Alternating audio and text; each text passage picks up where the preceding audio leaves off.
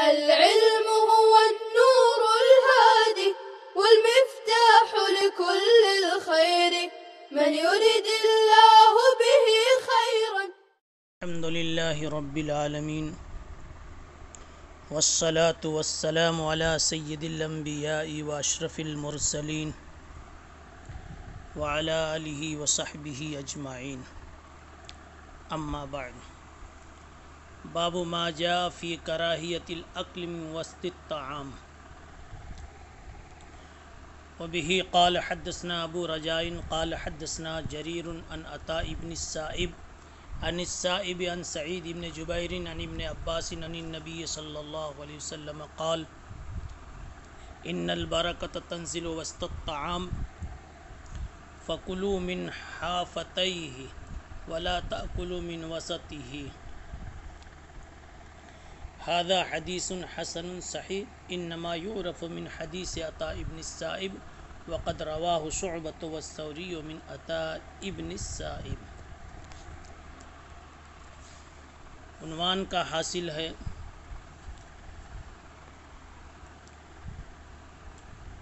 کہ کھانے کے بیچ سے کھانا مکروہ ہے. کھانے کی جو چیز رکھی گئی ہے تو درمیان سے کھانا مکروہ ہے. حضرت عبداللہ ابن عباس رضی اللہ تعالی عنہ کی روایت ہے. امام ترمذی کے استاذ ابو رجا نے یہ روایت امام ترمذی کو بتائی ہے. ابو رجا، ان کا نام قتیبہ ابن سعید مشہور محدث ہیں. کبھی امام ترمذی ان کو ابو رجا سے یاد کرتے، کبھی قتیبہ ابن سعید سے، اور کبھی دونوں ساتھ نقل کر دیتے. حدثنا ابو رجاء قتیبہ بن سعید.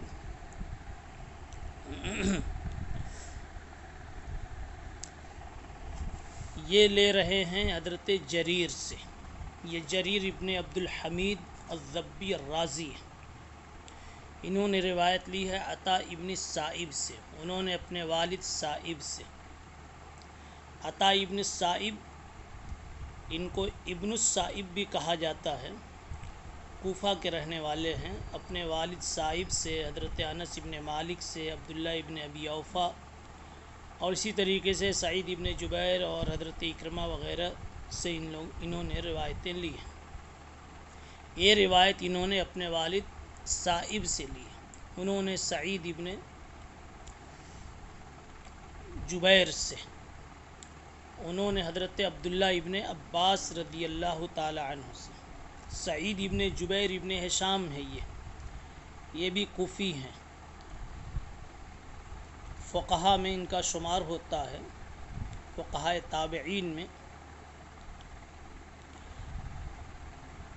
حضرت عبداللہ ابن عباس، عبداللہ ابن زبیر، عبداللہ ابن مغفل، انس ابن مالک رضی اللہ عنہم سے روایت نقل کرتے ہیں. ان کے تلامذہ میں ابو اسحاق سبیعی ہیں، مالک ابن دینار ہیں، ابن شہاب زہری ہیں وغیرہ. سن 95 ہجری میں حجاج ابن یوسف نے ان کو قتل کرایا تھا، جبکہ ان کی عمر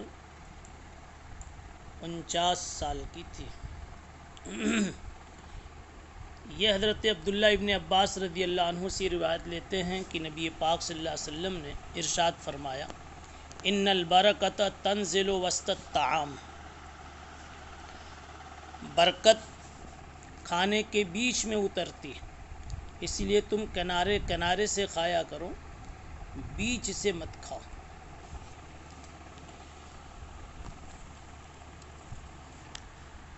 وسط طعام سے نہ کھانے کا یہ حکم ادب کے درجے میں ہے.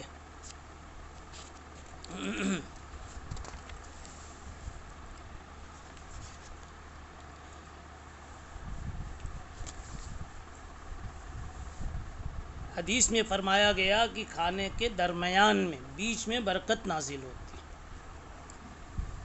اس برکت کی تشریح اس طرح بھی کر سکتے ہیں کہ اصل میں بیچ میں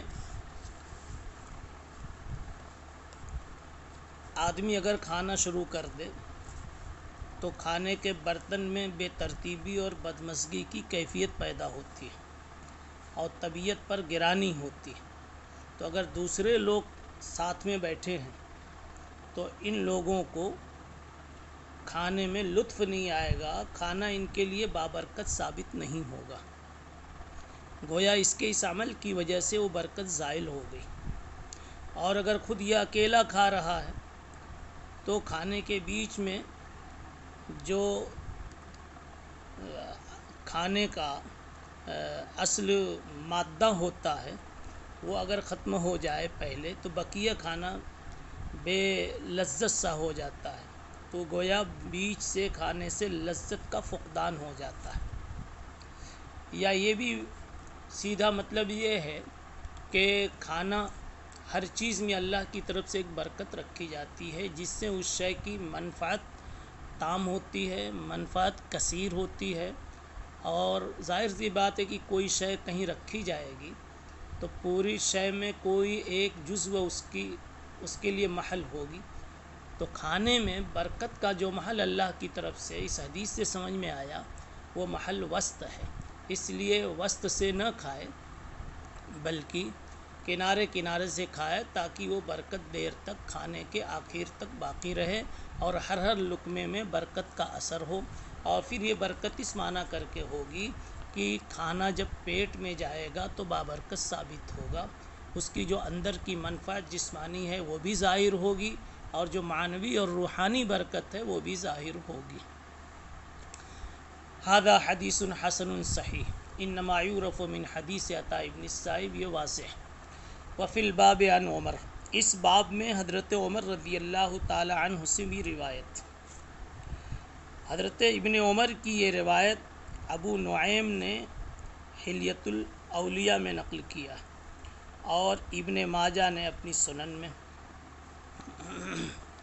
وہ روایت اس طرح ہے: اذا وضعت المائدہ فلیاکل احدکم مما یلیہ ولا یتناول من ذروۃ القصع ان البرکہ تنزل من اعلیہا۔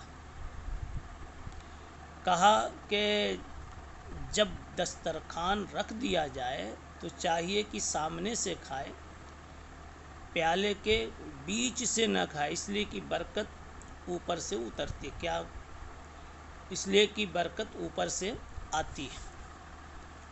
حاصل یہ ہے کہ درمیان سے کھانے سے احتراز کرے۔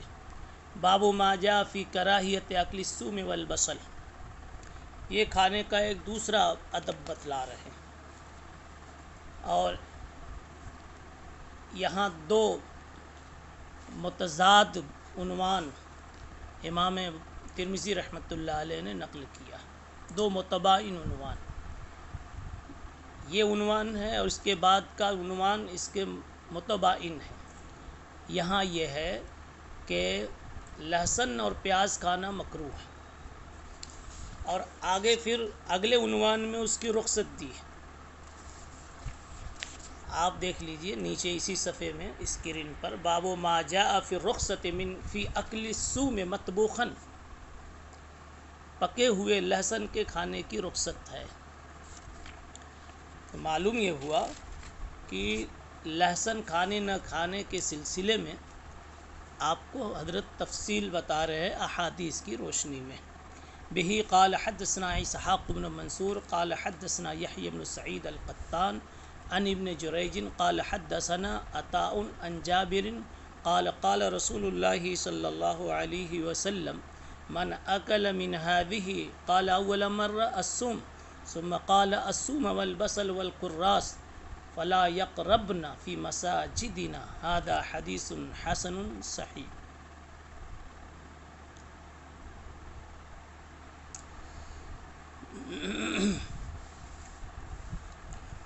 فرمایا جناب رسول اللہ صلی اللہ علیہ وسلم نے کہ جس نے اس میں سے کھایا، کس میں سے؟ پہلی مرتبہ تو فرمایا لہسن میں سے، پھر فرمایا لہسن، پیاز اور قراص سے، وہ ہرگز ہماری مسجدوں میں ہمارے قریب نہ ہو۔ یہ قراص بھی ایک قسم کی ایسی سبزی ہے جس سے منہ میں بدبو پیدا ہوتی ہے، جس کو ہر الگ الگ علاقوں میں مختلف نام سے یاد کرتے. فرمایا وہ ہماری مسجدوں میں نہ آوے. مساجدنا میں اضافت تشریفی ہے. یہاں جو آپ نے فرمایا کہ ہماری مسجدوں میں نہ آوے، صرف مسجد نبوی کی طرف اشارہ نہیں ہے، بلکہ دنیا کی ساری مسجدیں مراد ہیں، عام مساجد مراد ہیں. اضافت یہ تشریف و تکریم کے لیے کہ گویا جتنی مسجدیں ہیں ساری ہماری ہیں، اس لیے ہماری مسجدوں سے ایسی چیزوں کا کوئی تعلق نہیں ہونا چاہیے. تو امام ترمذی رحمۃ اللہ علیہ نے 2 باب اس طرح کا یہاں ذکر فرمایا. اب اس کا تھوڑا سا شرع حکم سمجھ لیا جائے. جمہور علماء تو فرماتے ہیں کہ مسجد میں داخل ہونے کے وقت لہسن اور پیاز، اسی طرح کی وہ سبزیاں جس کو حدیث میں قراص سے تعبیر کیا گیا، جس میں کوئی بو پیدا ہوتی ہے، بدبو بلکہ پیدا ہوتی ہے، ایسی چیزیں کھا کر مسجد میں جانا مکروہ تحریمی ہے. ظاہریہ نے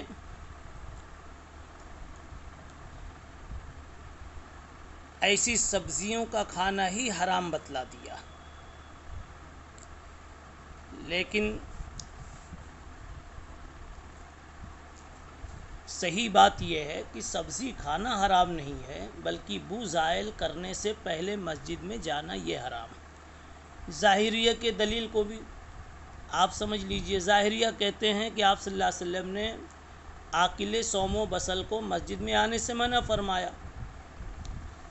مثلا کہیں یہ فرمایا فلا یقربنا مساجدنا، اور کہیں فرمایا ولا یصلین معنا، کہیں فرمایا فلا یغشانا فی مسجدنا. ان تمام روایات میں مسجد سے اس کو دور رکھا گیا، جبکہ ظاہریہ کہتے ہیں کہ ہمارے نزدیک تو جماعت فرض عین، تو جو چیز فرض عین کے ترک کا ذریعہ بنے وہ چیز واجب الترک ہوگی، اس لیے ان کے ہاں یہ سبزیاں کھانا حرام ہے. جمہور کے دلائل کہ جمہور نے ان سبزیوں کے یعنی لہسن اور پیاز اور ایسی سبزیوں کے کھانے کو منع نہیں کیا، البتہ منہ صاف کرنے سے پہلے مسجد میں جانے کو منع کیا. جمہور کی دلیل یہ ہے کہ ابو سعید خدری رضی اللہ تعالی عنہ کی روایت میں ہے، جس کو امام مسلم نے نقل کیا ہے، کہ آپ صلی اللہ علیہ وسلم نے جب یہ حکم دیا کہ مسجد میں نہ آوے تو لوگوں نے کہا کہ حرمت حرمت، یہ درخت حرام ہو گیا، اس کا کھانا حرام ہو گیا. پھر آپ صلی اللہ علیہ وسلم کو اس کی خبر ہوئی تو آپ صلی اللہ علیہ وسلم نے فرمایا ایھا الناس انہ لیس بی تحریم ما احل اللہ لی، اللہ نے جس چیز کو حلال کیا میں کون ہوں حرام کرنے والا. لیکن وہ ایک درخت ہے ایسا کہ جس کی بو مجھے پسند نہیں ہے، لیکنھا شجرۃ اکرہ ریحھا. اس سے صاف یہ بات سمجھ میں آئی کہ حرمت حرمت کا جو معنی سمجھا تھا صحابہ نے وہ غلط تھا، آپ نے اس کی نفی فرما دی. دوسرا استدلال جمہور کا آگے والے باب میں ہے، باب ما جاء فی الرخصہ. اس میں جو حدیث آ رہی ہے اس سے ہے، یہ ابو ایوب انصاری رضی اللہ عنہ کی روایت ہے، آپ دیکھیے اسکرین پر. کان اذا اکل طعاما بعث الیہ، نبی پاک صلی اللہ علیہ وسلم جب کے پاس ابو ایوب کھانا بھیجتے تھے، جب کھا لیتے تو بقیہ ابو ایوب انصاری کے گھر واپس بھیج دیتے تھے بفضلہ. فبعث الیہ یوما بطعام، ایک دن کھانا بھیجا ولم یاکل منہ النبی صلی اللہ علیہ وسلم، ایک دن ابو ایوب رضی اللہ عنہ نے کھانا بھیجا، آپ نے اس میں سے کچھ نہ کھایا. پر جب حضرت ابو ایوب انصاری رضی اللہ عنہ تشریف لے آئے تو اس کا تذکرہ ہوا گھر میں، تو آپ صلی اللہ علیہ وسلم سے پوچھا تو آپ نے فرمایا اس میں لہسن تھا. تو انہوں نے کہا یا رسول اللہ حرام ہوا؟ آپ نے فرمایا اللہ کیا حرام ہے؟ آپ نے کہا حرام نہیں، ولیکن اکرہ من اجل ریحہ، میں اس کی بو کی وجہ سے اس کو پسند نہیں کرتا. اس میں حرام ہونے کی صراحت کے ساتھ نفی ہے۔ معلوم یہ ہوا کہ ایسی ان چیزوں کا کھانا حرام نہیں ہے۔ اسی طرح ایک روایت اور ہے جس کو صحیحین میں شیخین نے نقل کیا ہے کہ ایک صحابی نے سے آپ صلی اللہ علیہ وسلم نے فرمایا کل فإنی اناجی من لا تناجی، تم لوگ کھاؤ اس لیے کہ مجھے اس سے بات کرنی رہتی ہے، اس سے سرگوشی کرنی رہتی ہے، اس ہستی سے جس سے تم کو سرگوشی کا موقع نصیب نہیں ہوتا، یعنی فرشتوں سے۔ میں ایک ایسی مخلوق سے سرگوشی کرتا ہوں جس سے تم نہیں کرتے، اور فرشتوں کو بھی اس سے تکلیف ہوتی ہے، لہذا تم تو کھا سکتے ہو، میں نہیں کھا سکتا ہوں۔ بہرحال اس طرح کی روایات متعدد ہیں جس سے کہ جواز سمجھ میں آتا ہے۔ ظاہریہ نے دور کا استدلال کیا تھا، انہوں نے یہ کہا مسجد میں آنے کی ممانعت، اس لیے کھانا بھی ممنوع، لیکن یہ خود آپ سمجھ رہے ہیں کہ کس قدر غیر مستحکم یہ استدلال ہے۔ تو ان کے جوابات میں ایک بات یہ بھی کہہ سکتے ہیں کہ اولاً تو ان کے نزدیک جو جماعت کو فرض عین کہا وہ متفق علیہ مسئلہ نہیں ہے۔ خود علامہ ابن حزم ظاہری ان اشیاء کے حلال ہونے کے قائل ہیں، اور وہ جماعت حالانکہ ان اشیاء کے حلال ہونے کے قائل ہیں، حالانکہ وہ بھی جماعت کو فرض عین کہتے ہیں، اور کچھ لوگ تو ایسے ہیں جو جماعت کو فرض عین مانتے ہی نہیں، اس لیے ان کے استدلال میں کوئی استحکام نہیں ہے۔ دوسری بات یہ ہے کہ جمہور نے جو بات کہی ہے کہ کھانا تو جائز ہے لیکن اس کی بو کے ساتھ آنا جائز نہیں ہے، تو اس میں ساری روایتوں پر جو منع کی روایات ہیں ان پر بھی اور جو جواز کی روایات ہیں ان پر بھی عمل ہو جاتا ہے۔ یعنی جو رخصت کی روایات ہے یوں کہا جائے گا کہ کھائیے، لیکن مسجد میں پہنچنے سے پہلے اس کا ازالہ کر لیجئے، یعنی بو زائل کر لیجئے۔ ایک بات اور یہاں سمجھیے کہ یہ مسئلہ صرف مسجد ہی کا نہیں ہے، بلکہ اس کی علت چونکہ ایذا ہے، تعزیے بنی آدم، انسانوں کو اس سے تکلیف ہوتی ہے، فرشتوں کو اس سے تکلیف ہوتی ہے، تو اب ہر وہ جگہ جہاں اجتماع ہو اور ایک دوسرے کے ساتھ مل بیٹھنا ہو، ایسی جگہوں پر کھا کر کے جانا منع ہوگا۔ اور اسی طریقے سے ایسی جگہوں پر جہاں فرشتوں کی کثرت سے آمد کا ہمیں روایات سے پتہ چلا ہے، جیسے کہ دینی مجلسوں میں، دینی عبادت گاہوں میں، تو اب ایسی جگہوں پر انسان کو ایسی بو کے ساتھ آنے سے احتراز کرنا چاہیے۔ اب آپ دوسرا باب بھی ملا لیجئے، باب ما جاء فی الرخصۃ فی اکل السوم مطبوخا بہ قال حدثنا محمود بن غیلان قال حدثنا ابو داود قال حدثنا اخبرنا شعبۃ عن سماک بن حرب سمع جابر بن سمرہ یقول نزل رسول اللہ صلی اللہ علیہ وسلم علی ابی ایوب، اللہ کے نبی صلی اللہ علیہ وسلم جب ہجرت کر کے مدینہ منورہ تشریف لائے تو آپ نے قیام فرمایا حضرت ابو ایوب انصاری رضی اللہ عنہ کے پاس۔